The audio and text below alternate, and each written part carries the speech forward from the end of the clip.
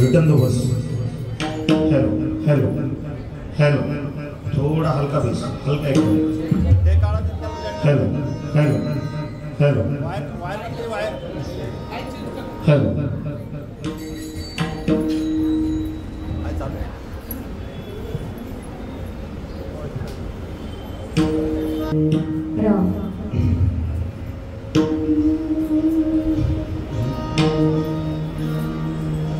हरी जय जय राम कृष्ण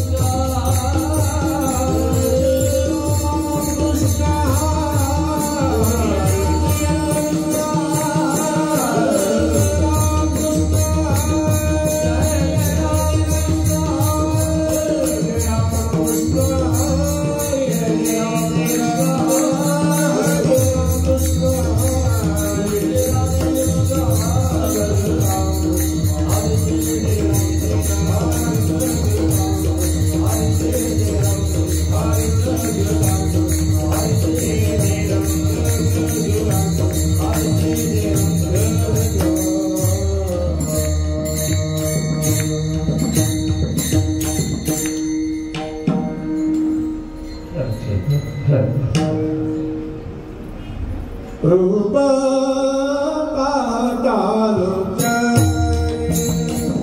रूप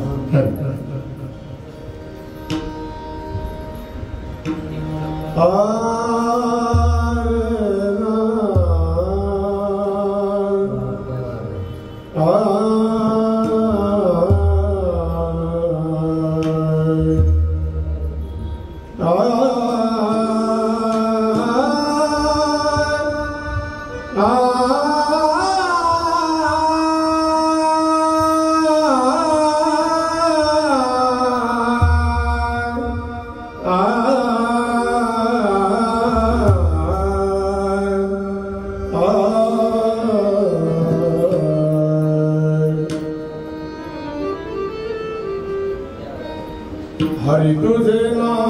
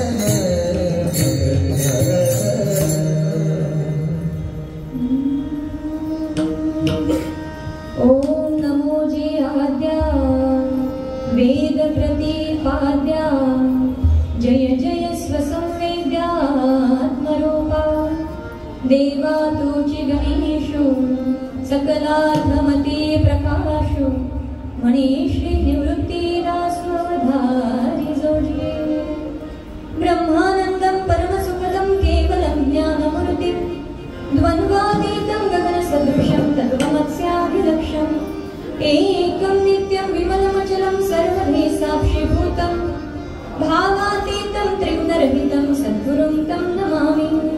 महायोगपीठे तटे भीमरथ्यां वरं पुण्डरीकाय दातुं महीन्द्रैः समागत्य तिष्ठन्तमानन्दकन्दं परब्रह्मलिङ्गं भजे पाण्डुरङ्गं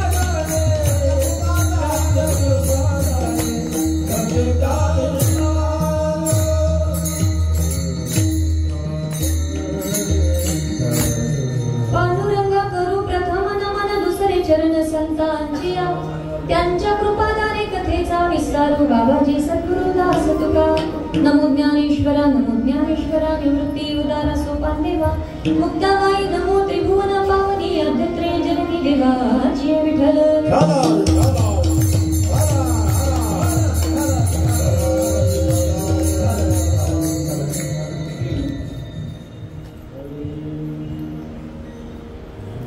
हरी तुझे नाम गाईन खंड याविन पाखंडनिने काही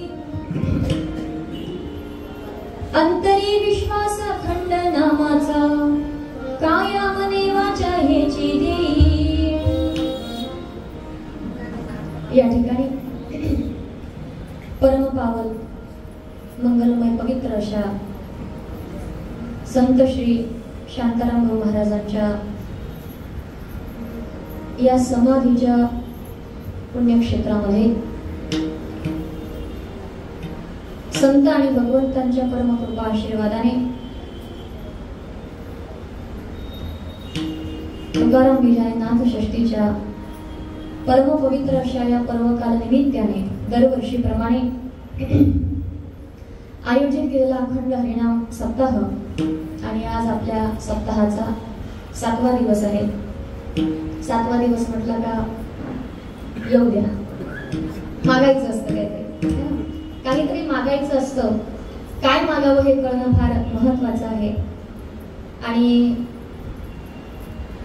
त्या दिवशी प्रयागला आम्ही जेव्हा चाललो, अचानक माझ्या लक्षात आलं, म्हटलं आपल्याला एअरपोर्टला खूप टाइमपास करावा लागेल. पण सकाळी 5 वाजताच मी इथे पोहोचली ठाण्याला. मीनाथ भाऊंना मी बोलवून घेतलं. दोघांच्या अशाच गप्पा चालल्या होत्या आणि त्याच्यात ते विचारले की तुम्ही कीर्तनाला आहे तेव्हा कोणत्या अभंग? म्हटलं इतक्या आधी तर मी कधी अभंग ठरवत नाही. म्हटलं की जेव्हा कीर्तनाला जायला गाडीत बसते तेव्हा मालिका काढते आणि सद्गुरूंना विचारते तुम्ही आज काय ऐकवणार आहात. प्रयागला जायच्या अगोदर महाराजांनी अभंग ठरवून दिला आणि भाऊंनी सांगितलं म्हणे महाराजांचा एक आवडीचा अभंग आहे आणि तो मी तुम्हाला सांगतो. आता विषय चालला होता की तुम्ही अभंग कोणता घ्याल, तर त्यात मागणीचा वगैरे काही विषय नव्हता. त्यांनी तो अभंग सांगितला. म्हटलं याच्यात तर मागणी आहे, महाचा अभंग घेऊया की. आणि तो त्या दिवशी मोबाईल मध्ये सेव्ह करून घेतला, भिवंडी कीर्तनाचा अभंग.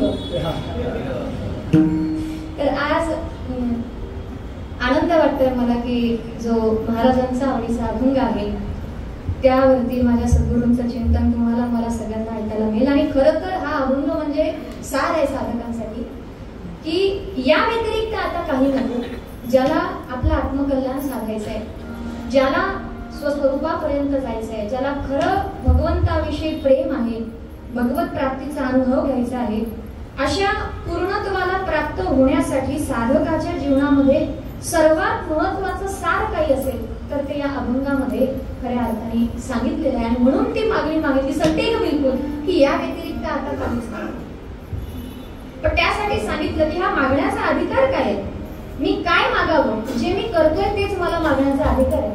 ते साधन जर मी करत नसेल तर तो मागण्याचाही मला अधिकार नाही. म्हणून सगळ्यात पहिले सांगितलं या अभंगामध्ये की हरी तुझे नाम गाईन अखंड. मी ती साधना करत आहे, करणार आहे आणि याविना पाखंड नाही का, याच्या व्यतिरिक्त मी दुसरं काही जाणार नाही. म्हणून मग आता एकच कर की अखंड माझ्या मनात त्याच नामाचा विश्वास दे आणि काया वाचा मनसा माझ्याकडनं ते साधन करून दे. पण त्या साधनाला पुष्टी कशामुळे मिळेल? स्वबलाने हा मार्ग आत्मसात केला जातो असं नाही. कारण आपलं असं आहे, आपल्याला कोणीतरी जागवणारा पाहिजे, आपल्याला कोणीतरी आठवून देणारा पाहिजे. आपण स्वतःहून जागृत होणारे लोक नाही आहोत. जीव हा कधीही स्वतःहून जागा होत नाही हे लक्षात ठेवा. त्याला जागवणारा कोणीतरी पाहिजे. आणि म्हणून त्या ठिकाणी त्या जागवणाऱ्यामध्ये कोण एक संत आहे जे नेहमी करता जागवण्याचं काम करतात. हा जागे वारे आता स्मरण करा पंढरीनाथ. भगवत नामासाठी जागवणारा कोणी असेल तर तो महात्मा आहे. आणि म्हणून मग शेवटी सांगितलं की आता द्यायचं असेल तर फक्त संतांचा संग दे, जेणेकरून तुझ्या नामामध्ये हे मन रंगून जाईल, अर्थात मनामध्ये तुझ्या नामाचा रंग भरेल.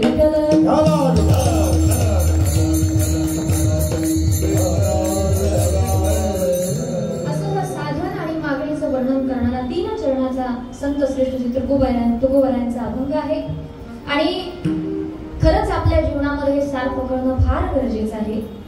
आपण सर्वजण एकतर अशा स्थितीला आहोत की कोणी काही साधन करायलाच तयार नाहीये, कोणी काही करायला तयार नाहीये, काही करायला तयार आहे पण सुरुवात कुठून करावी हे कळत नाही.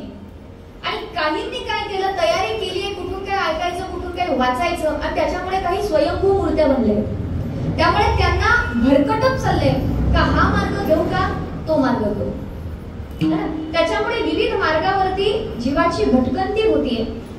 काही ठिकाणी तर असं होतं की बाबा हा मार्ग फार लवकर ईश्वरापर्यंत घेऊन जाणार आहे, मग त्याच्यावरती लोक जायला लागतात, लवकर ईश्वराची प्राप्ती होईल.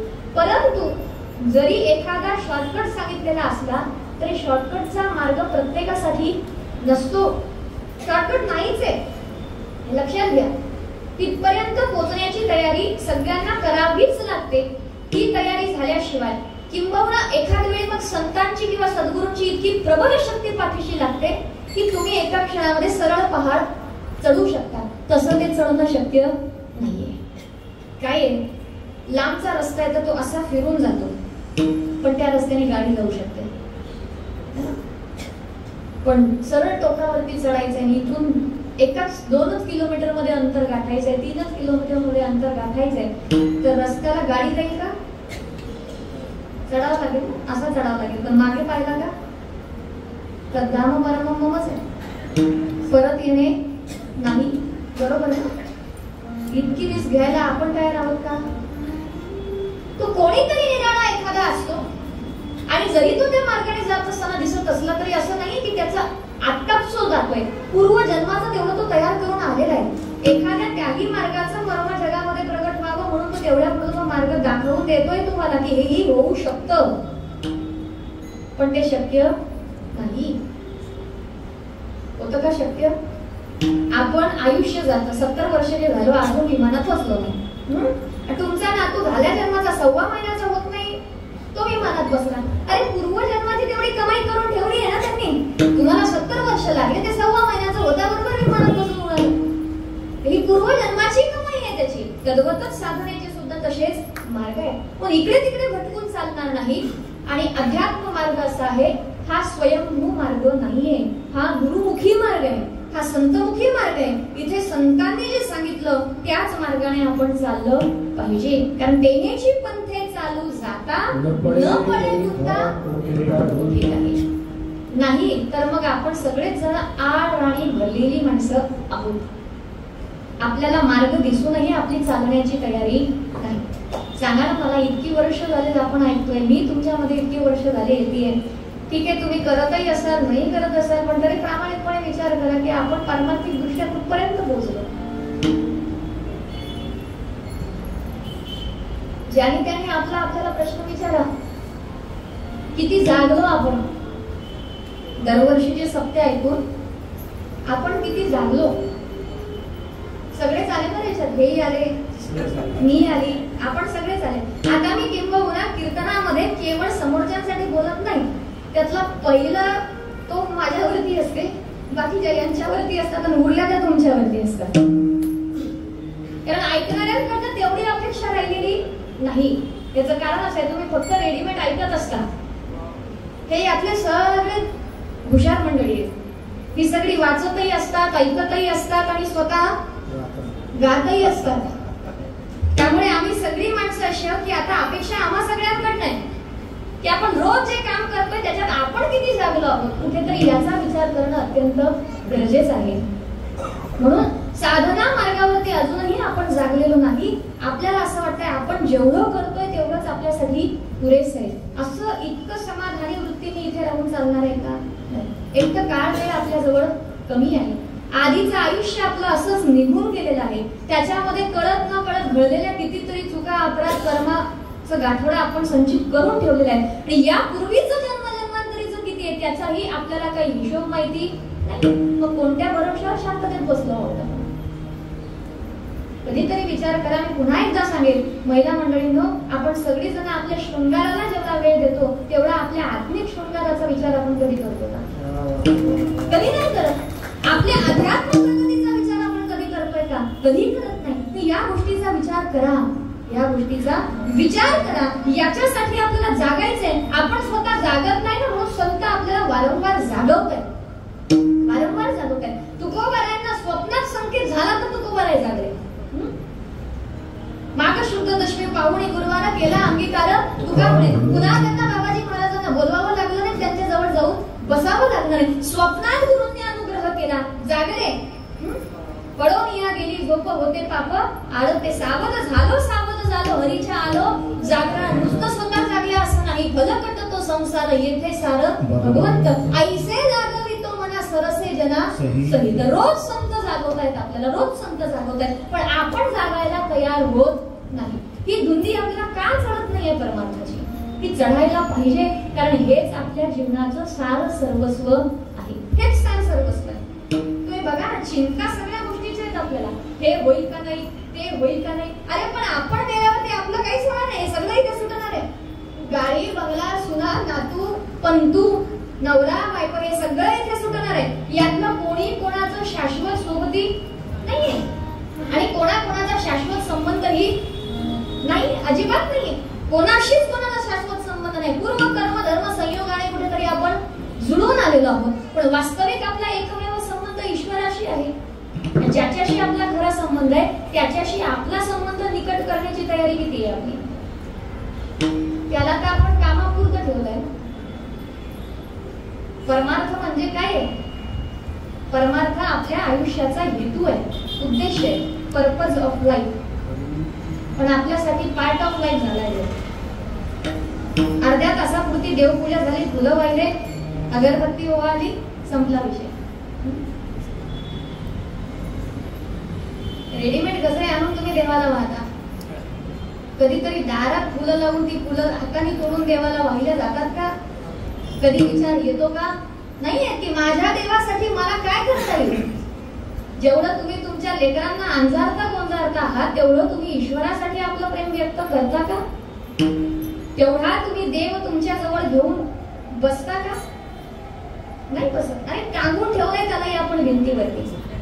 खाली देवा जागा नाहीये आमच्या जवळ तुझ्या करता, तू भिंतीवर बस. का बस? भीती आहे की घरात कुठे देव नसला आणि आमचं जर काही बिघडलं तर मग कोण आहे आम्हाला? म्हणून मग तेव्हा आम्हाला दोन हात जोडून रडायला कोणीतरी लागेल ना, की देवा माझं काम झालं पाहिजे, आता बाबा तुझ्याशिवाय कोणी नाही, है ना? याच्याकरिता आम्ही देव आमच्या घरात टांगून ठेवलाय. पण या व्यतिरिक्त आमच्या आयुष्यात आम्ही देव बसवला नाही. हे कारण आहे महाराज, आपल्या जीवनामध्ये सगळ्या गोष्टींची उपलब्धता असेल पण मनामध्ये शांती नाही आणि सुखाची अनुभूती नाही. विठ्ठल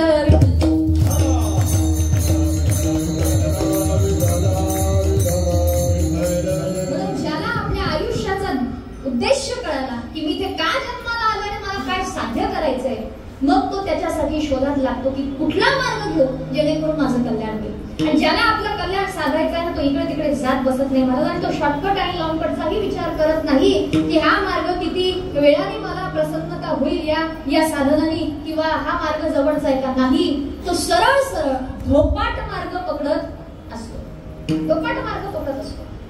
सद्गुरूंचा आश्रित होतो, संतांचा आश्रित होतो, भगवंताचा आश्रित होतो. देवा तुझ्यापर्यंत येण्याचा मार्ग आता तू दाखव. आणि जेव्हा आपण असं भगवंताला शरणागत होतो ना महाराज, त्यावेळेला भगवंत कृपा करतो आणि आपल्या जीवनामध्ये संतांचं येणं होतं, सद्गुरूंचं येणं होतं आणि मग आपल्याला साधन मार्ग मिळतो. आणि त्यांच्याकडनं मिळणारा मार्ग आपल्यासाठी इतका योग्य आहे की त्या मार्गावरती डोळे मिटून आपण चाललं पाहिजे. डोळे मिटून चाललं पाहिजे, कारण त्या मार्गावर भरकटण्याचा विषयच नाही. कारण आधी कोणीतरी त्या मार्गाचं अनुसरण करून तिथपर्यंत पोहोचलेला आहे. तुकोबारा तर सांगतातच ना, तुका म्हणे पावा वया पहिलं पार नाम मंत्र सार भाविकासे. की पैर पार जायचं असेल तर नाम मंत्र सार इथे याच नावेचा आश्रय करा आणि पैल तीरावरती पोहोचा. का? आम्ही पोहोचलो म्हणून सांगतो. म्हणून ते इतरांनाही सांगतात, जाडू नये नाव पावले मी पार मागीला आधार बहुतांचा. म्हणून तुकोबारा जाताना विना आणि टाळ ठेवून जातात. भजन करा सांगून जातात, भजन करा या भजनाने तुम्ही सुद्धा या अवस्थेला या ही प्रचिती तुम्हाला आयुष्यामध्ये घेता येईल. आम्ही ते सोडलं ना, आम्ही खालीच भांडत बसलो. तुकोबारांचा खून झाला का, तुकोबा वैकुंठाला गेले. तुम्हाला काय करायचं, तुमचं काय होतंय ते बघा ना, साधना काय दिली आहे ती बघा ना, ती करण्याची कोणाची तयारी. अशा बऱ्याचशा गोष्टी आहेत की आपण नको त्या गोष्टीमध्ये गुंतून बसलो, पण संतांनी जे दिलंय ते सारं सर्वस्व घ्यायला आपण तयार नाही. वैज्ञानिक दृष्ट्या आम्ही संशोधन करत चाललो आहे. या समाधीचं संशोधन करू दे, त्या समाधीचं संशोधन करू दे, या मार्गाचं संशोधन करू दे, त्या मार्गात. चांगली गोष्ट आहे, ठीक आहे, असला पाहिजे विज्ञानाचा पुढा कुठेतरी. संशोधन केलं, पुढे काय, पुढे काय, साधना केली, मार्गाला लागले. अरे अध्यात्म मार्ग असा आहे की हा थेअरीने समजून घेण्याचा मार्गच नाही, हा प्रॅक्टिकल मार्ग आहे. चला आणि प्रचिती घ्या, चला आणि अनुभूती घ्या. नाम काय करेल, नामाची प्रचिती काय होईल, नामाने काय होईल, हे ते नाम घेत खरी, घेतल्याबरोबर कळेल तुला की नामाची प्रचिती काय आहे, या साधनाची प्रचिती काय आहे. ही सर्व संतांनी प्रचिती घेतली आणि म्हणून त्यांनी सांगितलं की या कलियुगामध्ये जीवाच्या उद्धाराचं सहज, सोपं, सरळ आणि तात्काळ ईश्वर प्राप्तीचं साधन काही असेल तर ते म्हणजे भगवंताचं नाम आहे. त्याच्याशिवाय दुसरा पर्याय नाही. म्हणून तुकोबारा सांगतात, हाका म्हणून सांगे तुका आणि नाम घेता राहू नका. भगवंताच्या नामाशिवाय पर्याय नाही. कलियुगामध्ये ते साधन सर्वात श्रेष्ठ सांगितले. गोस्वामीजी सुद्धा त्याचंच प्रमाण देतात, सगळ्यांनी त्याचं प्रमाण दिलेलं आहे. म्हणून त्या नाम मार्गाचा आपण आश्रय घेतला पाहिजे. हे ज्याला कळालं, ज्याने संत मार्गाचं हे अनुसरण केलं, तो मार्ग पकडतो. तुकोबारा म्हणतात, आमच्या हातात हे साधन आलं, मग आता खरं साधन कळालं तर इकडे तिकडे जाण्याची गरजच नाही. म्हणून मी त्याच साधनाचं अनुसरण करणार आहे. अभंगाचं पहिलं चरण. हरी तुझे नाम गायला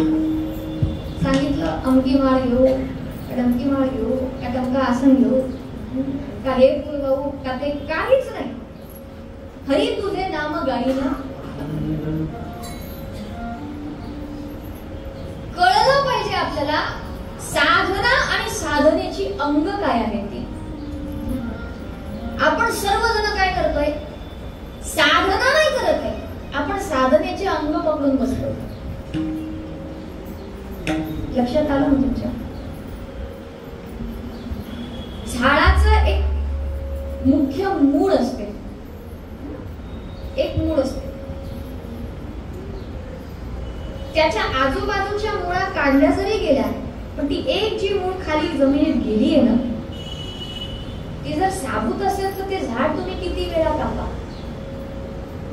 ते पुन्हा त्याला नवीन पालवी फुटल्याशिवाय त्या झाडाचं ते मूळ आणि त्या एका मुळावरती खोड उभं असतं. त्याला पकड म्हणून बाकीच्या ज्या मुळा आहेत त्याच्या बाकीच्या मुळा त्या विस्तारल्या गेल्या का, कारण त्या खोळाला पकड आली पाहिजे म्हणून, है ना? आणि त्या एका मुख्य खोळाला वरती जाऊन अनेक प्रकारच्या फांद्या उगतात. प्रत्येक फांदीवरती फूल आणि फळ येतं. त्या प्रत्येक फळाची चव वेगळी आहे का सारखी आहे? सारखी आहे ना? सारखी आहे. एखादा निघतो आंबट आंबा, है ना? आणि काही असा असतो की तो झाडालाच पाणी लागतो, असं पण आहे. पण एका झाडावरचे आहेत फळ तर बऱ्यापैकी ती एकाच क्वालिटीची, एकाच चवीची सापडतात. बरोबर आहे? तसंच आहे. मुख्य आधार जो आहे, ती मुख्य मूळ जी आहे ती भगवंताचं नाम आहे. त्या नामाच्याच याच्यावर परमार्थाचा वृक्ष उभा आहे. आणि बाकीचे जे ती साधनेची अंग झाली, वरच्या ज्या फांद्या आहेत त्या पण काय झाल्या, साधनेचे वेगवेगळे अंग झाले किंवा मार्ग झाले. पण त्या सगळ्या याच्यावरती फळ मात्र एकसारखंच लागणार आहे. पण एक आहे, बाकीच्या त्या डहाळ्या छाटल्या जातात, खालच्या बाकीच्या ज्या विस्तारित झालेल्या मुळा आहेत त्याही काढल्या जातील.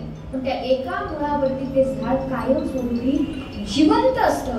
तेच त्या झाडाला पूर्ण पोषण देत राहतं. तसं परमार्थाचं मुख्य अंग म्हणजे भगवंताचं नाम, मुख्य साधना म्हणजे भगवंताचं नाम आहे. बाकी हे जे करतोय ना, आपण पूजा करतोय, फुलं वाहतोय, देवाचे अभिषेक करतोय, हे जे करतोय हे चुकीचं आहे असं नाहीये. पण ही सगळी अंग आहे, ही केली म्हणजेच देव भेटेल असं नाहीये. ही केली म्हणजेच देव भेटेल असं नाही. इथं काय आहे, हे प्रेमाचं प्रगटीकरण आहे, हे लक्षात असू द्या. सरळ तुम्हाला समजणारं उदाहरण सांगते. मनात प्रेम नाही, एक गुलाब काय 100 गुलाब म्हटले आणि म्हटलं माझं तुझ्यावर प्रेम आहे, तर काय उपयोगाचं आहे का? नाही ना. आणि नाहीये तिथे गुलाब नाही, काही नाही करते, पण मनातून जर प्रेम आहे तर सांगायची गरज नाही. डोळ्याने पाहिल्याबरोबर कळतं समोरच्याचा भाव काय आहे. किती साधं सोपं आहे. तसंच आहे, ईश्वराला ही सगळी नानाविध प्रकारची साधनं देऊन खुश करावं लागतं असं नाहीये. त्याच्या समोर तुम्ही गेला आणि त्याच्याकडे पाहिलं ना, देवा तू माझा आहे, विषयच संपला. मी तुझा आहे, विषयच संपला. मी कोणाचाच नाही.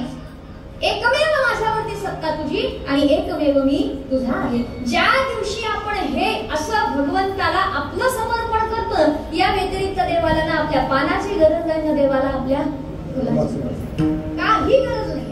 आणि मग मला सांगा, ज्याच्यावरती प्रेम आहे त्याचा विसर कधी होतो का हो?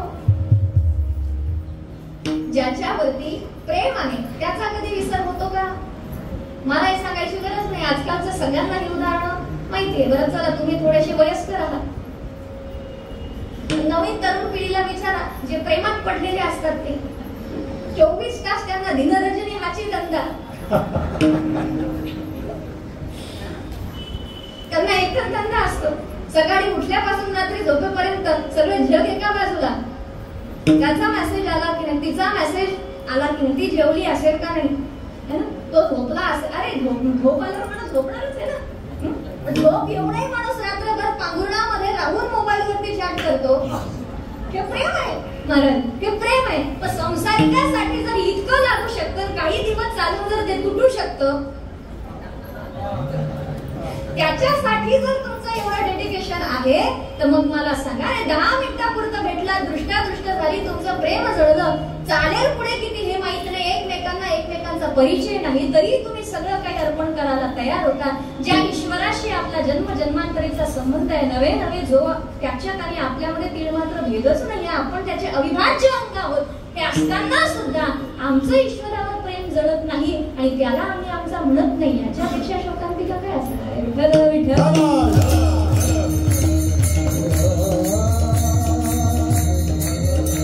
ज्या वेळेला असा भाव ईश्वराशी जोडला जातो ना, त्यावेळेला मग मुख्य साधन धरलं जातं. म्हणून ही सगळी प्रारंभिक साधनं आहेत वेगवेगळी, की अशा प्रकारे मी हा नियम करेल, तो नियम करेल, हे सगळे साधनं काय आहे आपल्या अंतरशुद्धीसाठी साधायचे. ईश्वराशी कुठेतरी आपण जोडल्या गेलो पाहिजे, यासाठी हे सगळे साधन आहे. कारण तुम्ही बघा आपला परमार्थ कुठून सुरू होतो? पहिले आपण हात जोडतो का देवाच्या समोर? नाही.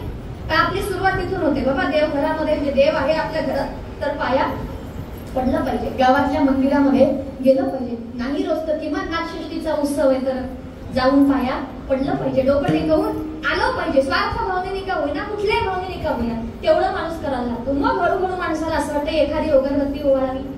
पण हे सगळं संसाराच्या उणिवेतून सुरू होतं बरं का. तिकडे काही कमी पडायला लागलं, काही केलं आता कुठे जाग लागत नाही तर मग तो इकडे लावायचा. मग देवाला अगरबत्ती ओवाळणं सुरू होते. मग अगरबत्तीचं दिव्यावरती येतं आपण, दिवा करता करता असं वाटतं एखादं फुल तरी व्हावं. मग फुल वाहता वाहता असं वाटतं आपल्याला हा देव आवडतो, याचा फोटो तरी असला पाहिजे. मग फोटो करता करता असं वाटतं रे याची आंघोळ पांघोळ घालता येत नाही आपल्याला, मग याची मूर्ती असली पाहिजे. मग छोट्या मूर्तीवर काम भागत नाही, त्याला शृंगार करता येत नाही, मग मोठी मूर्ती पाहिजे. मग त्याला काय असंच ठेवायचं का? मग काहीतरी खायला द्यायचं, मग अंगूर केळी.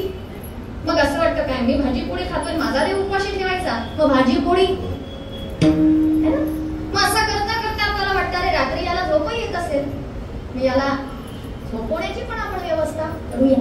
सकाळी उठल्याबरोबर याला काहीतरी लागत असेल, मी चहा पितो दूध समज मी त्याला दूध पाजलं. असं करता करता तुम्ही जुळत चालला आहात. तुमचा प्रवास जो हात जोडण्यापासून सुरू झाला, आता तुमच्या 24 तासाच्या क्रियेत देव उतरायला लागला. ही स्थिती आहे. आणि नंतर मग असं येतं की माझ्या देवासाठी मी काय करू आणि काय नाही. कुठलीही वस्तू पाहिजे की सगळ्यात पहिला भाव हे त्याच्यावर छान दिसेल, हे त्याच्यासाठी छान दिसेल, है ना. गुलाब पाहिल्यावरती आपल्याला कोणी व्यक्ती नाही आठवणार, लक्षात घ्या.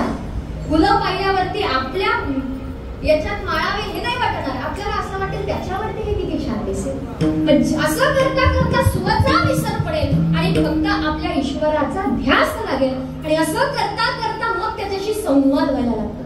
पूजा करता करता संवाद व्हायला लागला. फुलं पाहता पाहता कळलं अरे याच्या डोळ्याला फुल लागतंय, मग आपण म्हणतो हे नको हे फुल. लक्षात घ्या पहिले त्याच्यासाठी फुल वाहिल्या जात होतं, आता असं वाटतं या फुलांचाही भार होत असेल माझ्या देवाला, नको ते फुल.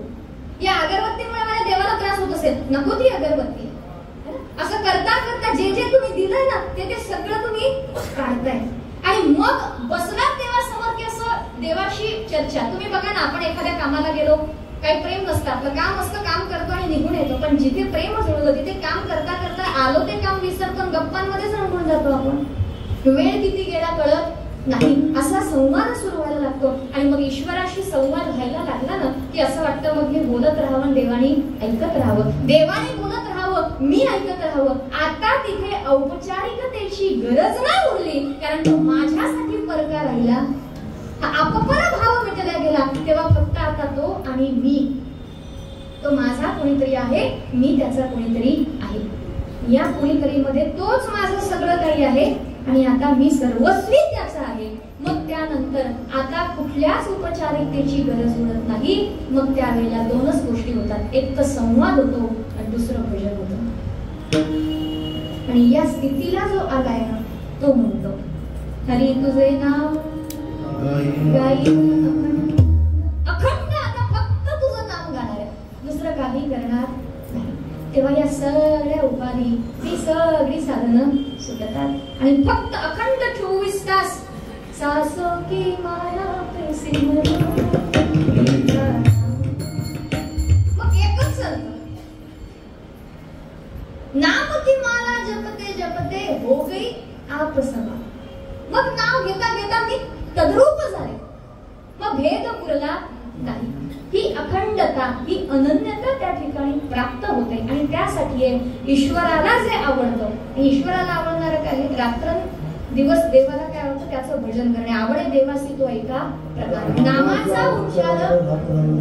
मग त्यालाच प्राप्त करायचं तर त्याच्या प्राप्तीसाठी त्याला जे आवडतं तेच केलं पाहिजे ना. आणि त्याला जर त्याचं नाम आवडत असेल तर मग अन्यत्र इकडे तिकडे पळण्याची काही गरजच नाही, काही गरज नाहीये. म्हणून जो संतांचा आश्रित होऊन जातो ना महाराज, त्याच्या जीवनामध्ये कधीच भटकंती होणार नाही. पण जो संत सद्गुरू त्याच्या जीवनामध्ये नाहीये आणि जो स्वतःहून म्हणतोय मला देव कसा मिळेल, त्याला स्वतःचा अहंकार सोडायचाच नाहीये, स्वयंभू आणि देव प्राप्त करायचा आहे, तर त्याला देव सगळ्या मार्गात भटकवल्याशिवाय भटकवतो भटकवतो भटकवतो भटकवून असा आदळतो ना, मग त्याला आपल्यावर कळतं की आपलं काहीतरी चुकतं आहे. पण तोपर्यंत आयुष्यातला खूप काही वेळ निघून गेलेला असतो. ही भटकंती होऊ नये आपली, आपलं आयुष्य व्यर्थ जाऊ नये. तेही व्यर्थ जाईल, साधना व्यर्थ केली अशातला प्रकार आहे. त्याचे काही ना काही फळ भेटणार आहे की ईश्वराचं लक्ष काही का होईना खेचल्या जातंय तुमच्याकडे की हा माझ्या प्राप्तीसाठी काहीतरी करतोय. पण तो त्याच्या विचाराने, देव त्याच्या विचाराने चालेल. आता मला सांगा, देवाने आपल्या विचाराने चालून देव आपल्याला भेटावा का आपण देवाच्या विचाराने चालून देव आपल्याला भेटावा? लवकर देव कुठे भेटेल? आपल्या विचाराने का देवाच्या विचाराने? देवाच्या विचाराने ना. म्हणून मग तिथे समर्पण करून तो जो मार्ग दिलाय त्या मार्गाने आपण चाललं पाहिजे. हे कळालंय म्हणून तुकोबारा म्हणतात, देवा तुझं नाव सोडलं तर आता आम्ही दुसरं काही करणार नाही. अखंड भगवंताचं नाम संत घेत आहेत. आणि हे सांगण्याची गरज नाही मला, ते नुसतं लिहिलं गेलंय असं नाहीये. तुकोबारांची स्थिती आहे.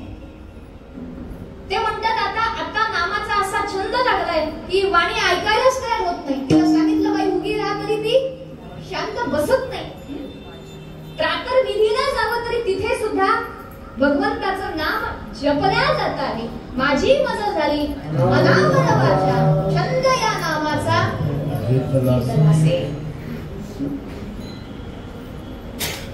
आपल्याला हातात माळ असते तरी लेखाचा आपण इकडे तिकडे पडतो की नाही? एवढे हुशार आहे ना आपण, ती माळ जपता जपता जर माळ खाली पडली ना तर आम्ही पुन्हा नाही सुरू करत. आम्ही पाहतो किती मणी झाले होते, तिथूनच उचलतात बरोबर.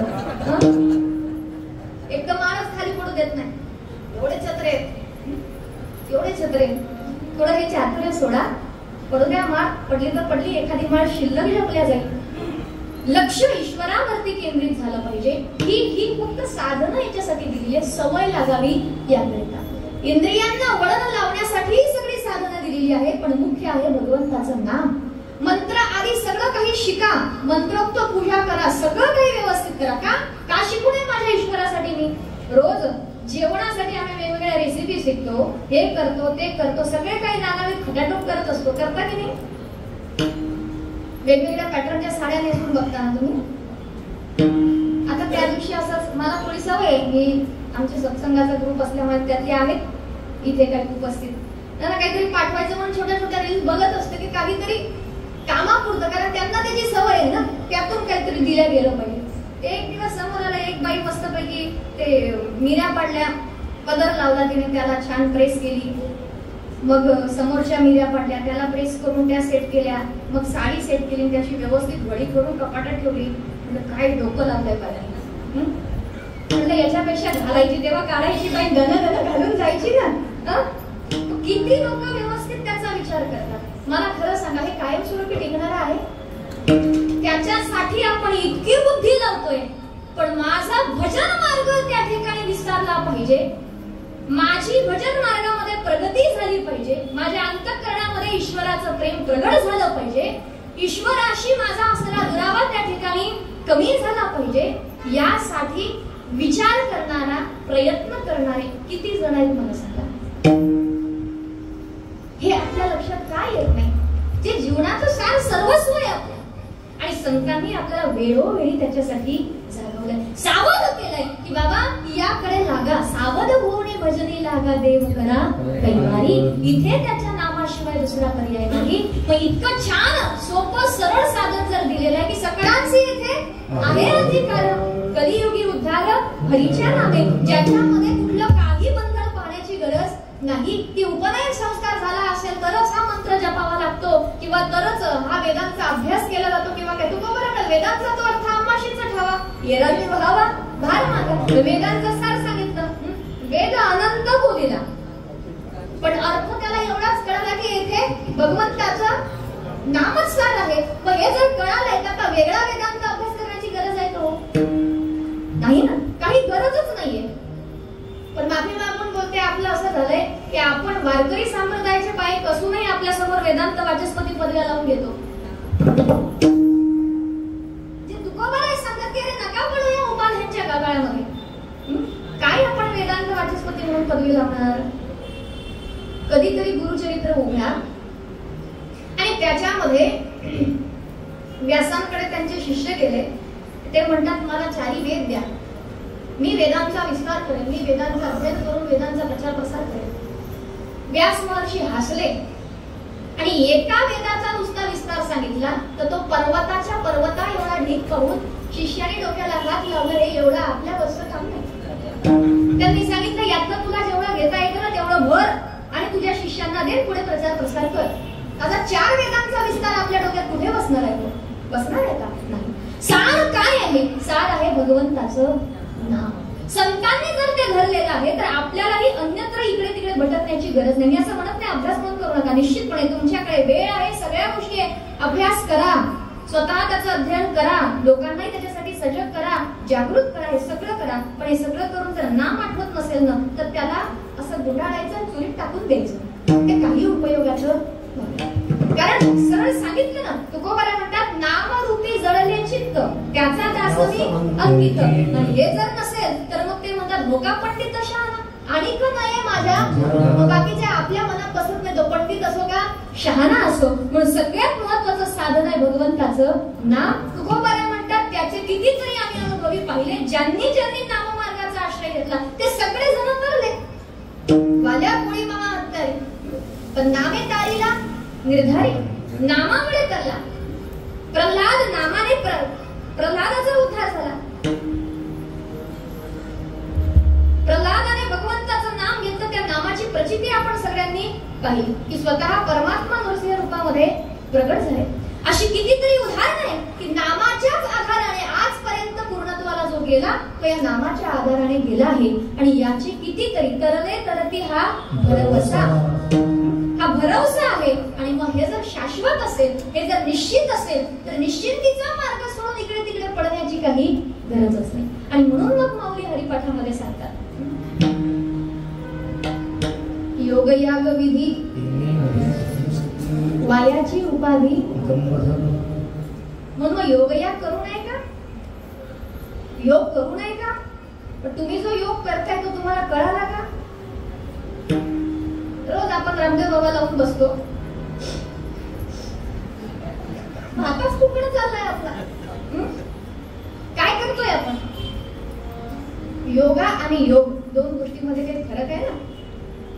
आहे का नाही?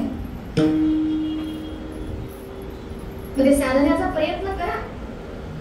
शरीर स्वास्थ्यासाठी प्राणायाम योग महत्वाचा आहे. पण त्या प्राणायाम आणि योगाचा उपयोग जोपर्यंत आपण ईश्वराच्या नामासह करत नाही ना तोपर्यंत आतली शांती मिळू शकत नाही. म्हणून प्राणायाम करताना 2 प्रकारचे प्राणायाम सांगितले. एक आहे तसाच प्राणायाम करणे आणि एक आहे सगर्भ प्राणायाम करणे. सगर्भ म्हणजे भगवंताच्या नामासह प्राणायाम करणे. मग ज्याची जशी दीक्षा असेल, ओंकाराची दीक्षा असेल तर त्याचं हे करा.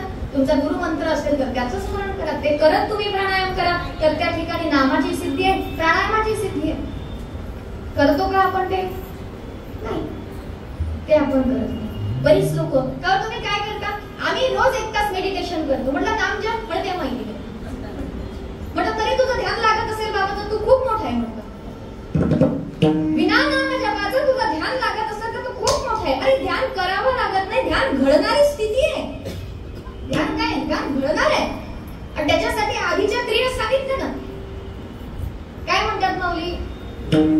विष्णू विना जप रामकृष्णी मन उपजोनी करंठा रामकृष्णी पैठा द्वैताची झाडणी कया कैसे कीर्तना. पुढे काय आहे म्हणा? पंचायत आहे. एकदा हरिपाठ सुरू केला की सगळे जण म्हणतात. पण तशी म्हणायला गेलो तर फार पंचायत आहे. याचं कारण असं आहे 28 अभंग पाठ झाले पण आत उतरले नाही. विठ्ठल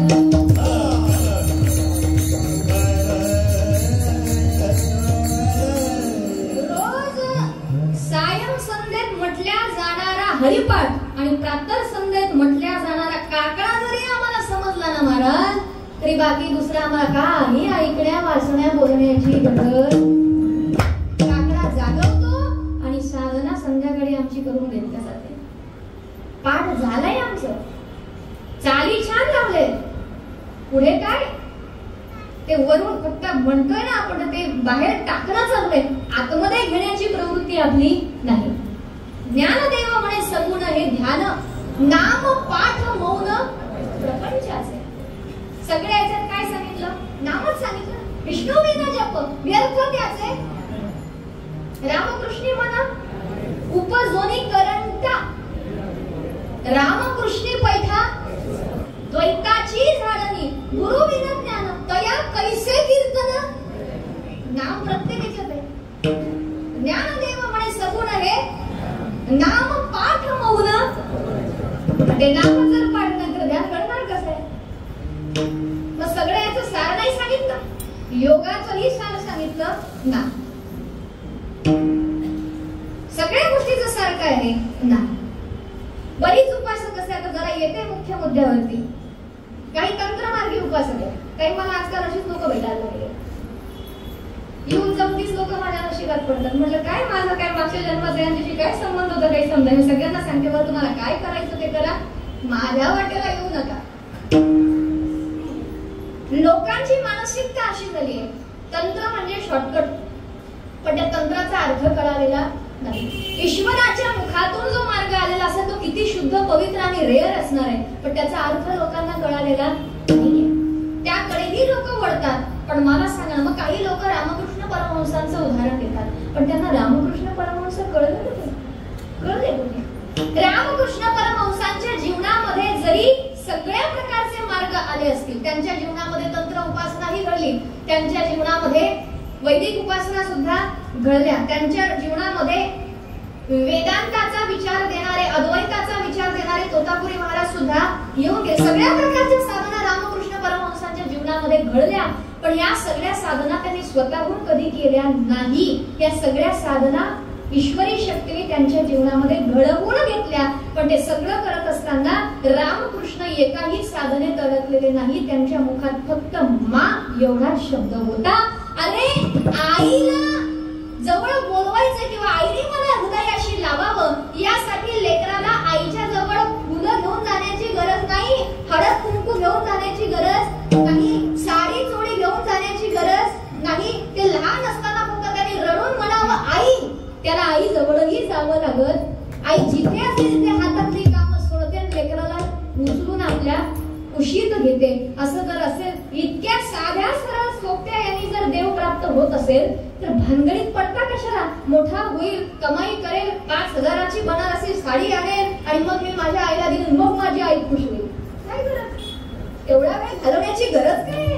काही गरज नाही आहे. सकाळी उठलात, अंथरुणात आहात, तिथेच भगवंताचं स्मरण करा. झोपता आहात, भगवंताचं स्मरण करत झोपी जा. जेवण करता आहात, देवा हे तू दिलंय, ये जेवायला. अरे प्रत्येक क्रियेमध्ये आपला देव बसवा, नामाने त्याला आळवण्याचा प्रयत्न करा. तुकोबर असंच नाही सांगत, ठाईचं बैसोनी करा एक चित्त, आवडी अनंत आळवावा. रामकृष्ण हरी विठ्ठल केशवा मंत्र हा जपावा, या विन असता अनेक साधन वाहत असे आलं. तुका म्हणे सोबे शहाणा तो धनी. आम्ही सगळ्या उद्योगात पडू, पण ते करत नाही. विठ्ठल विठ्ठल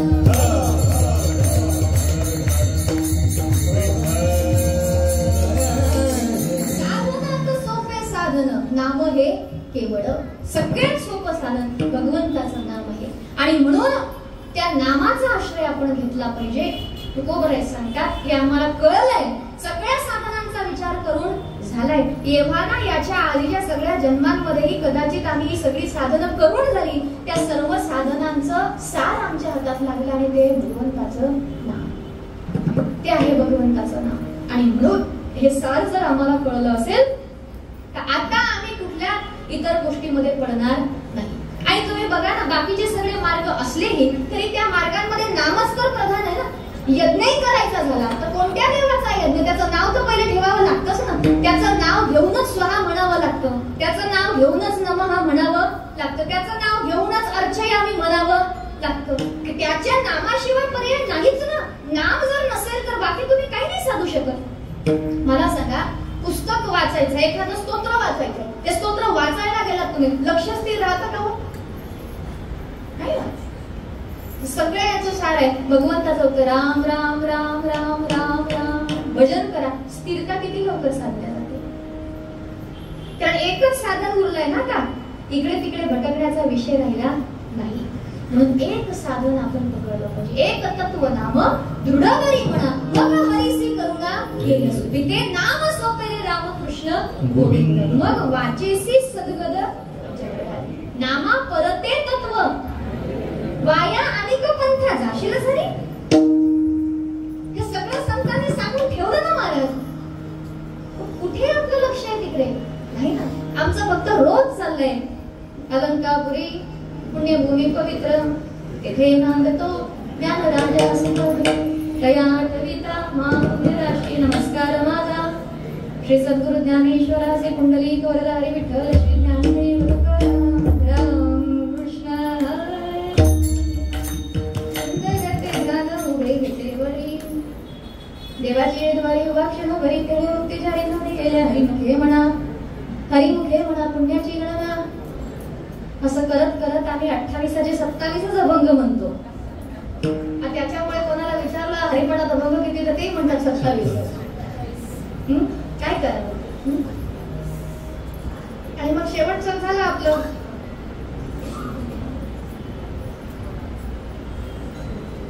संपला हरिपाठ. ज्ञानदेव तुकाराम तुकाराम तुकाराम तुकाराम. ठेवला विना ठेवला टाळ काला मृदंगाची कडी. झाला हरिपाठ. ज्ञानदेव म्हणे झाला हरिपाठ. पूर्वजा वैकुंठ पूर्वजा सोडा आम्हीच नाही गेलो. पूर्वज कुठे जायचे आमचे. तसा हरिपाठ झाला पाहिजे तर मध्येच सांगून ठेवलंय महाराज. हे मध्येच सांगून ठेवलंय. मुख्य काय आहे हरिमुखे म्हणा हरिमुखे. भगवंताचं नाम असं कंठस्थ झालं पाहिजे की त्या नामाचा विसर पडता कामा नये. असं त्या नामाला धरून ठेवा. आणि हे कधी होईल जेव्हा आपण एका साधनांवरती स्थिर होऊ त्यावेळी. एका साधनांवरती स्थिर होऊ. परत प्रश्न येतो बऱ्याच लोकांचा की काही ते ऐकतात की या दिवसांमध्ये हा मंत्र जपला पाहिजे, त्या दिवसांमध्ये तो मंत्र जपला पाहिजे, या मंत्राची सिद्धी केली पाहिजे, त्या मंत्र. कुठल्याच भानगडीत पडू नका. आपल्यास एकच नाम सगळ्या देवतांचं स्वरूपच आहे. नाम काय आहे. नाम देवतेचं स्वरूपच आहे. जर पूजा होत नसेल तरी चिंता करू नका. त्या नामाचं चिंतन करा. राम जपत असाल ना डोळे बंद करा. राम समोर येऊ द्या. त्या रामाचंच त्या राम अक्षरावरती तुम्हाला काय हळद कुंकू गुलाल लक्षात काय व्हायच्या फुलं व्हायचे पानं व्हायची सगळी बघा. मंत्र सुद्धा अक्षर ब्रह्म म्हटल्या गेलेलं आहे. लक्षात ठेवा. मंत्र सुद्धा काय शब्द ब्रह्म म्हटल्या गेलेलं आहे. नाद ब्रह्म म्हटल्या गेलं आहे. तिन्ही ब्रह्माची रूप एका नामामध्ये. नाद निर्माण होतोय. शब्द आहे अक्षर आहे. अक्षर म्हणजे अविनाशी आहे. ते कधी नष्ट होणार आहे का नाही. राम रूप धारण करून आले. कार्य संपलं. रामाने आपलं रूप सोडून गेले किंवा आपल्या स्वस्वरूपामध्ये गेले. बरोबर. पण रामाचं नाम जसं आहे तसंच राहिलं ना. राम इथे येण्या अगोदरही ते नाम होतं. राम आले तेव्हाही आहे. आणि रामाने आपलं कार्य संपवलं तरी सुद्धा रामाचं नाम आहे. म्हणून ते अक्षर आहे. अक्षरही आहे नादही आणि शब्दही आहे. तिन्ही स्वरूपात ब्रह्मरूपाने ते व्याप्त आहे. ब्रह्म काय आहे. ब्रह्म सर्वत्र व्याप्त आहे. ब्रह्म जर सर्वत्र व्याप्त आहे तर ब्रह्मशक्ती रूपाने, ब्रह्मशिव रूपाने, ब्रह्मच कृष्ण रूपाने, ब्रह्मच राम रूपाने, ब्रह्मच गणेश रूपाने, ब्रह्मच गुरु रूपाने. ब्रह्म्याचीच तर रूप येत नाही. मग एकाचं पूजन केलं काय आणि अनेकाचं पूजन केलं काय. प्राप्त होणारं फळ एकच आहे. अनेकांच्या मागे लागल्यापेक्षा त्या अनेकांची भावना एकात करा आणि एक धरून चला. जीवाचं कल्याण आहे. विठ्ठल विठ्ठल.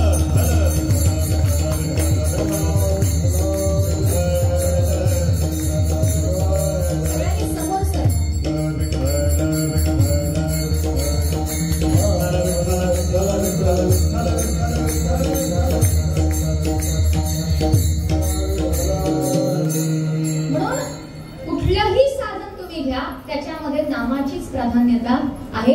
नामाचीच मुख्यता आहे. नामाच्या ठिकाणी जर प्रेम नसेल, नामाच्या ठिकाणी जर त्या ठिकाणी आनंद नसेल, आवड नसेल तर सगळी साधनं त्या ठिकाणी व्यर्थ जातात. त्याची फलश्रुती प्राप्त होऊ शकत नाही. कारण तिथे भावच निर्माण होणार नाही. भावोत्पत्ती कधी होते जेव्हा अंतःकरणाची शुद्धी साधन होते. अंतःकरणाची शुद्धी शुद्धी कशाने होईल? भगवंताच्या नामाने होईल. कारण ती नामशक्ती जशी जशी उदयाला येईल तशी तशी आतली अशुद्धी बाहेर पडायला लागेल.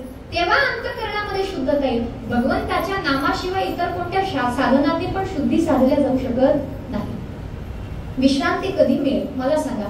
आवड आहे आपल्याला, आपण देवाचं पूजन करतोय, पण तुमचा देव सोडला, आता मी तुमचा देव म्हणते, तुमचा देव सोडला आणि तुमच्या घरातल्या दुसऱ्या व्यक्तीने त्याचा देव तुमच्या जवळ आणून ठेवला आणि सांगितलं बाबा आज माझं जमत नाही, या देवाला तू फुलं वाहून दे. काय हात दुखतात ना म्हणता ना तुम्ही, माझंच काय कमी होतं का? आता हे पण वाढीव आलं होतं का नाही? याचा अर्थ तुम्ही जे केलं त्याच्यातून क्लेशच निर्माण झालेत ना, क्लेश निर्माण झाले बरोबर. भगवंताचं नाम जपत असताना तुम्हाला कोणती क्रिया करावी लागेल? सगळं काही गप्प ठेवा, माळही नाही घ्यायची इच्छा, हात दुखतोय ठेवून द्या खाली, काहीच करू नका, शांत बसा आणि फक्त आपल्या भगवंताचं भजन करत राहा. किती सोपं साधन देतात. एवढं सोपं एवढं सुखकारी साधन अन्य कोणतं असू शकणार नाही. बसून जमत नाही, कमर दुखतीये,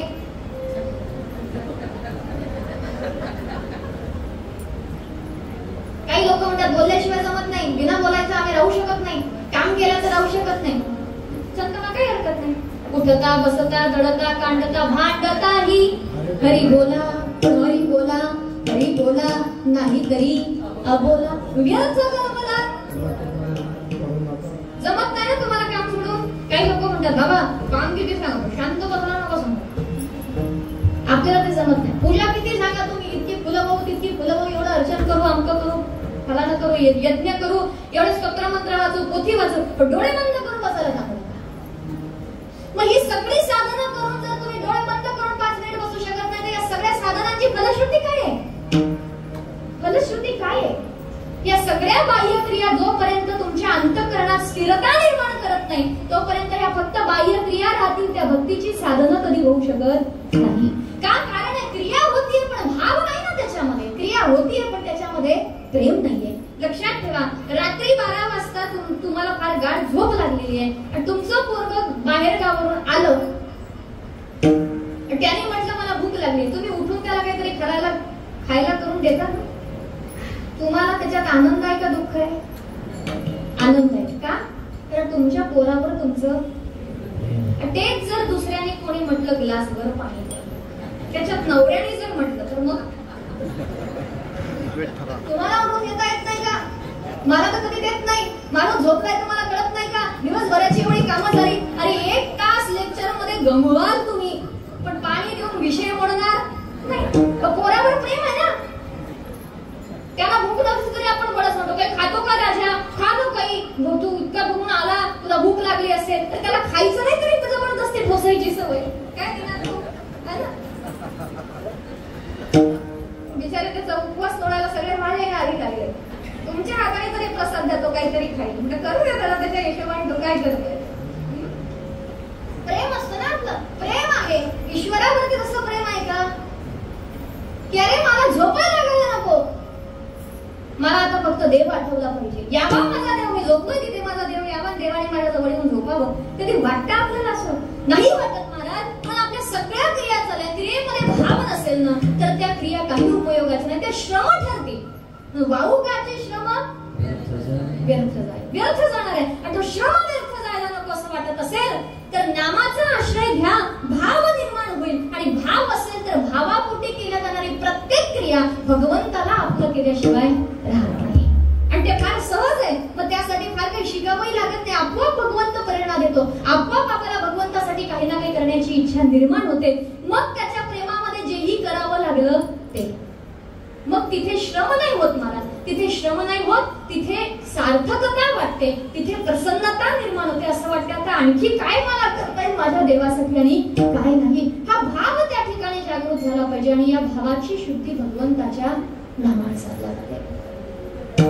म्हणून भाव निर्माण करायचा असेल, सगळ्या साधनांची जर खरंच सार्थकता करायची असेल आणि सगळी साधना ईश्वरापर्यंत पोहोचावी असं वाटत असेल, ईश्वर आमचा भावा असं वाटत असेल तर त्या सगळ्या यांचं सार एकच आहे, भगवंताचं नाम. हे लक्षात आलं म्हणून तुकोबराय म्हणतात की आता इकडे तिकडे जायचं नाही, आता एकच आश्रय आहे की हरी तुझे नाम गायीन अखंड गाणार आहे. एका तासापुरतं आपल्यासाठी ते खूप मोठं आहे ना, आपल्यासाठी ते खूप मोठं आहे. एका तासापुरतं नाही, अखंड गायीन, अखंड तुझं नाम गाणार आहे. अनेक श्रमांमध्ये आता मी पडणार नाही. अनेक काय सांगितलं, पाखंड सांगितलं की यावी ना पाखंड. नेहमी काय यावी ना मी दुसरा पाखंड करणार, काय भावच नाही तर मग ते पाखंडच आहे. मला भाव नाही तर ते पाखंड असणार, पाखंड करून काही होणार नाही. आणि म्हणून देवा माझी एकच इच्छा आहे की तुला जर द्यायचंय, या हा साधनेचा जो संकल्प आहे हा सिद्धीत जावा असं तुला वाटत असेल, तुझं नाम जर तुला तेवढं प्रिय असेल तर एकच काम कर भगवंता, आता इतका या नामाप्रती विश्वास दे की अखंड रात्रंदिवस काया वाचा मना माझ्याकडनं तुझी हीच साधना झाली पाहिजे. अभंगाच्या दुसऱ्या अंतरी विश्वास अखंड नामाचा, अंतरी विश्वास अखंड नामाचा,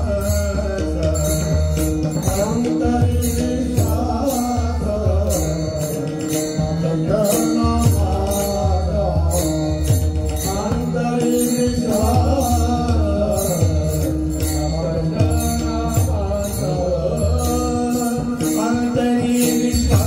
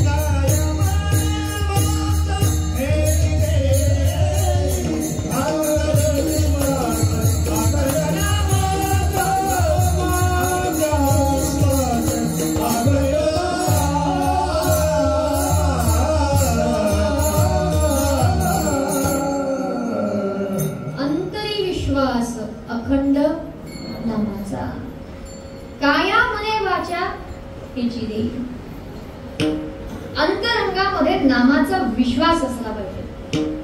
भगवंताचं नाम विश्वास पूर्ण जगल्याही गेलं पाहिजे. बऱ्याच लोकांचं असं म्हणणं येतं की इतकी वर्ष झाले आम्ही नाम घेतोय पण आम्हाला काही प्रचिती येत नाही. पहिलं तर मला सांगा, नाम तुम्ही गुरुनी सांगितलं 11 माळ्या जपायच्या म्हणून जपतात का? तुम्हाला आवडतं म्हणून जपतात? पहिला विषय. अनुग्रह घ्यायचंय, गळ्यात माळा टाकायचे. थोडेसे आम्ही सुज्ञ झालो, आम्हाला कळालं निगुऱ्या माणसाने म्हणू नये. ठीक आहे, थोडे आपण अपडेटिंग व्हर्जन आहात. माळ घालायची. महाराजांनी सांगितलं रोज 11 माळी जपाव्या. 11 माळी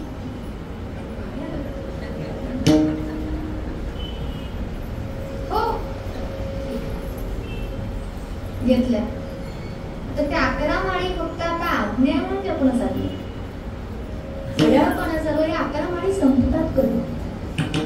फक्त मेरुमणी येतो कधी? है ना? 11 माळी झाल्या. आजचा टास्क पूर्ण झाला.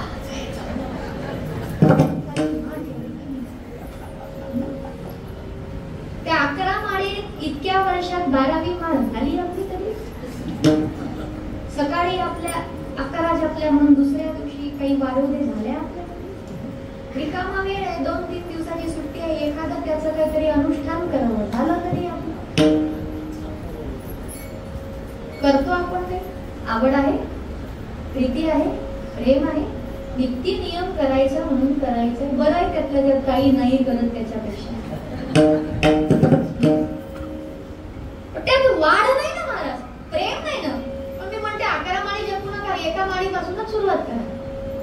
पण ती जपताना इतक्या प्रामाणिकपणे जपा.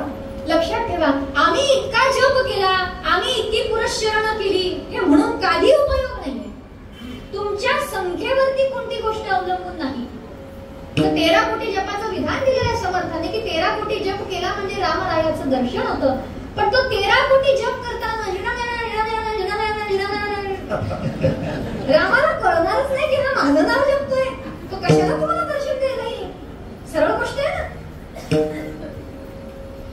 13 जन्म घ्यावे लागले तरी चालेल, पण असं नाम जपेल की भगवंतापर्यंत ते नाम पोहोचलं पाहिजे. संकल्पामध्ये अडकून राहिल्यापेक्षा संकल्प कशाकरिता आहे हे लक्षात घ्या. संख्यांची संकल्प का आहे की तेवढ्या येणे आपण बसू करू याच्यासाठी आहे. पण नुसतं संख्यापूर्तीसाठी म्हणून काही करू नका. काय होतंय आपलं 7 दिवसामध्ये ज्ञानेश्वरी पारायण, एवढी ज्ञानेश्वरी पारायण आम्ही केली. व्यर्थ म्हटलं का? एकतरी होवी अनुभवावी. पारायण भरपूर झाली, काय कळलं आपल्याला त्यातलं? महाराज लक्षात घ्या, त्याच ज्ञानेश्वरीतली एक ओवी आहे, या उपाधी माझी गुप्त, जे चैतन्य असे सर्वगत, ते तत्वज्ञ संत स्वीकारिते. आणि त्याचा आपण स्वीकार केला तर ते उपाधी रहित गुप्त असलेलं तत्व आपल्याला दिसेल. आणि ते दिसावं याच्यासाठी उपाधी सोडावी लागेल. आणि आपण जर कंसात उपाधी लावत असो की ज्ञानेश्वरी कंठस्थ असलेला, कळली आपल्याला ज्ञानेश्वरी? जे काही भेटे होत ते माणिजे भगवंत, हा भक्तियोग निश्चित जाणं माझं. सगळ्यांनी माझं दर्शन करावं का? कारण मी ज्ञानेश्वरीचा व्यासपीठ नेतृत्व करणार आहे. कळली आपल्याला ज्ञानेश्वरी? नाही कळली महाराज, नाही कळली. निरंकार सांगितले, अहंकार रहित व्हायचंय. गीता मुखोद्गत झाली, पण उपयोग काय झाला त्या गोष्टीचा? रटणं चाललंय, प्रचिती घेण्याचा प्रयत्न कोणाचा? गाथा वाचतोय आपण, गाथ्यातली एवढी अभंग पाठ झाली, गाथ्याचं आम्ही पारायण करतोय. गाथा जर खरं प्रामाणिकपणे वाचला ना महाराज, अर्थ जर समजून घेतला ना, दादा मी छाती ठोकपणे सांगू शकते 100 99 कीर्तनकार घरा बसला. फक्त गाथा प्रामाणिकपणे वाचावा, गाथा प्रामाणिकपणे वाचावा. एक तर असे बदलतील ना कथांच्या कीर्तनाने समाज सुधारलाच समजा, इतके ते सुधारतील, नाही तर सगळे घरी बसतील. याचं कारण असं आहे, नाही कळाला आम्ही संतांची अभंग घेतोय खरी, पण आज जर मी हा कीर्तनाला अभंग घेतला असेल तर याच्यासाठी मी माझी तयारी काय करतोय? चिंतनाची तयारी करून काही उपयोगाची नाही महाराज, टिपणात करून काही उपयोगाचं नाही. साधना म्हणून मी याची तयारी काय करतोय? जर हा अभंग मी कीर्तनाला घेतला असेल तर माझं कर्तव्य आहे की तो अभंग माझ्या जीवनात मी कुठेतरी उतरवला पाहिजे. त्याचा विचार आपण करतोय. हे जोपर्यंत होत नाही ना तोपर्यंत ह्या सगळ्या गोष्टी उपाधी आहेत. आणि म्हणून मला सांगावं असं वाटतं की या संतांचे पायी कसल्यावर आपण सगळे जण आपल्या आगे पिछे सगळ्या उपाध्याच लावून घेतोय. अरे आपल्याला परमार्थ कळलाच कुठे? ज्या दिवशी आपल्याला परमार्थाचं स्वरूप कळलं, ज्या दिवशी आपल्याला साधना कळली, ज्या दिवशी मला काय करायचं हे कळलं, त्या दिवशी आपल्या आगे पिछे एकही उपाधी राहणार नाही. एकही उपाधी राहणार. या उपाधीच्या परे आपल्याला जायचंय. असंच चाललंय. आपण नाम साधना ही करतोय म्हणा, विश्वास नाहीये या नामाने काय करतो. लोक म्हणतात ठीक आहे हो, पण मग देवाच्या जवळ बसायचं काय करायचं? आजची युवा पिढी म्हणते की मग येऊ आम्ही त्यांच्याकडे दर्शनाला, पण त्यांनी आम्हाला काय देवाचं करायला सांगितलं तर ते काय आपल्याकडनं जमणार नाही. अरे कॉलेजात असताना तुम्ही बिड्या कुंकून बघता, सिगारेटी कुंकून बघता, तुम्ही दारवा पिऊन बघता, बियर पिऊन बघता, नको ते सगळे धंदे करून बघता. काय आहे याच्यामध्ये? ऍज अ एन्जॉयमेंट म्हणून ते केलं पाहिजे. तिथे सगळे अनुभव घेऊन बुडायला तयार आहात. आणि जे तारणारं साधन आहे तिथे आम्ही हे कसं करायचं? विश्वास नाही ना मला. विश्वास आहे का? मला सांगा, कोण या भक्ती पंथाला इतक्या विश्वासाने लागलं की हे नामच माझा उद्धार करणार आहे, हे नामच मला तारणार आहे? वाल्या कोणाचा हा विश्वास म्हणून तरला ना. मला मला म्हणता म्हणता मलाचा राम झाला. केले रामायण रामाआधी थोडी याची कीर्ती वाढली गण. केले रामायण. साधन काय आहे? फक्त भगवंताचं नाम.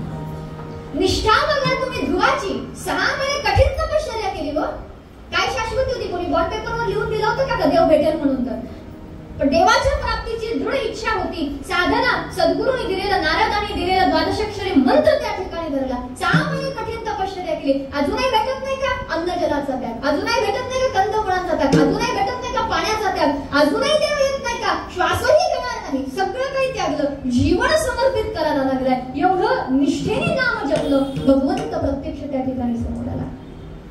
निष्ठा ही प्रल्हादाची. प्रल्हादाने नाम घेऊ नये यासाठी किती प्रयत्न केले गेले. आणि त्याच्यासाठी मारण्याचे उपाय करणारा बाहेर जातं का कोणी? बाप आहे ना सखा, का नाम घेऊ नये म्हणून की नारायणाचं नाव घ्यायचं नाही, विष्णूचं नाव घ्यायचं नाही, बाकी सगळं साम्राज्य तुला देतो. त्या प्रल्हादाने साम्राज्य तुच्छ समजलं, मरण स्वीकारलं. मेलो तरी चालेल पण नाम सोडणार. निज निष्ठा नाम घ्यावे. नाम कसं घ्यावं? या निज निष्ठेने घ्यावं. तुटो ते शरीर फुटो ते मस्तक, पण नामाचा गजरा राहू नये. नामा म्हणे केशी राजा, केला नेम चालवी माझा.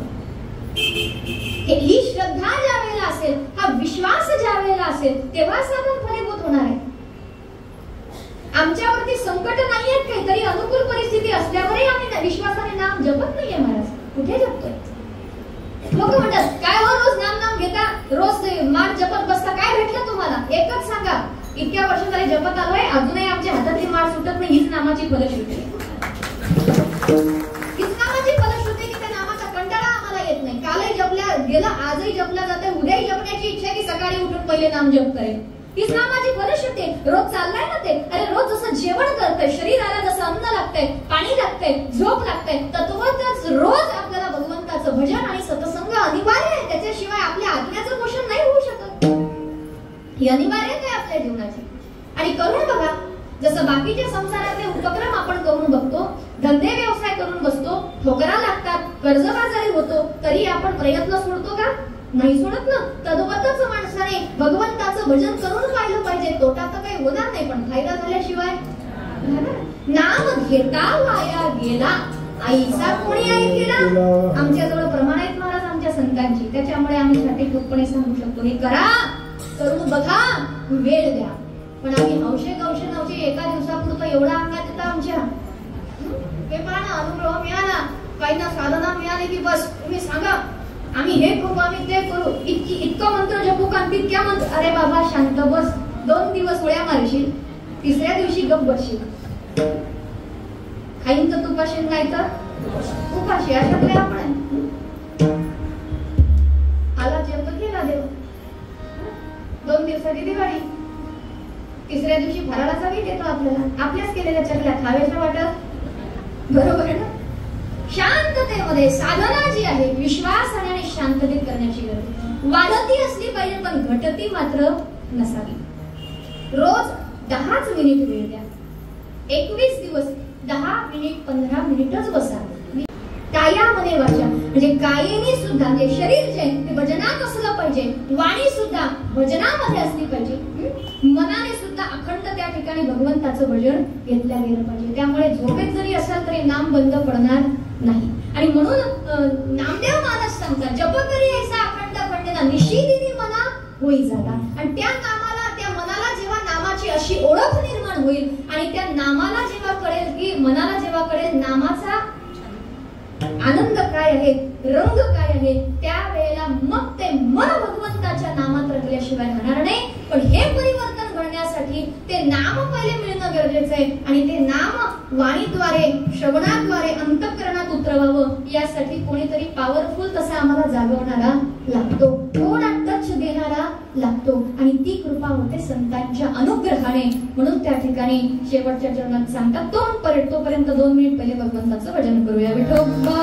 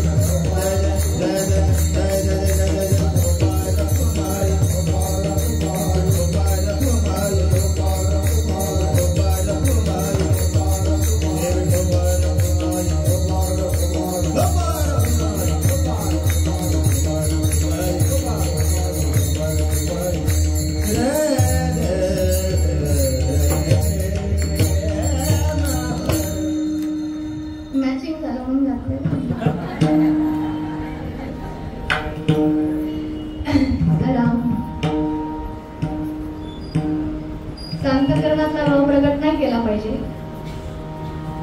पण हे घातलं का मला वृंदावनाची आठवण येते म्हणून ठेवलंय विठ्ठल विठ्ठल. पण शेवटी तुकोबाराय सांगतात की हे देवा अशा प्रकारे हा नाम मार्ग आमचा पुष्ट व्हावा याकरिता आमची एकच मागणी आहे की आम्हाला या नाम मार्गासाठी जागवणारा असा महात्मा आमच्या जीवनामध्ये यावा. संतांशिवाय हे कार्य करणार कोणी नाही. कारण भगवंताच्या नामाला जागवतं कोण? दाता तोची एक जाणा नारायणा स्मरण. नारायणाला स्मरणाला दाता म्हणजे संत आहे. म्हणून त्या संतांची संगती द्या जेणेकरून त्यांचा आश्रित होऊन जेव्हा आम्ही हा नाममार्ग घेऊ त्यावेळेला त्या नामाचा रंग आमच्या मनाला चढल्याशिवाय राहणार नाही आणि ते साध्य व्हावं. अभंगाचं शेवटचं संत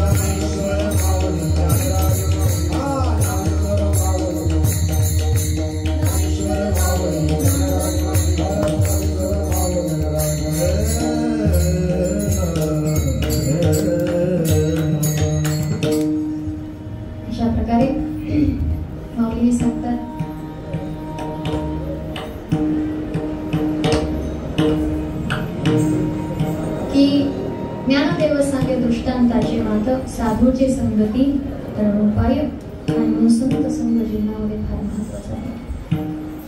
तुका म्हणे आता देई संत संग आणि तुझा नाम रंग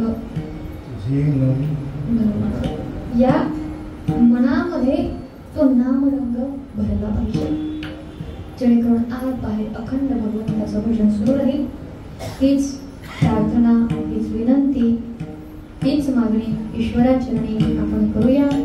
अशीच नामनिष्ठा आमच्या ठिकाणी येऊ, असंच नाम आमच्याकडनं नामसाधना होत राहू आणि सदैव संतांचे आश्रित राहावं, संतांचं कृपाछत्र आपल्यावरती राहावं. हीच नित्य प्रार्थना आपल्या जीवनामध्ये असली पाहिजे आणि हीच मागणी महाराजांच्या चरणी करून, ईश्वराच्या चरणी, सद्गुरूंच्या चरणी करून याच ठिकाणी वाणीला पूर्ण विराम देऊया.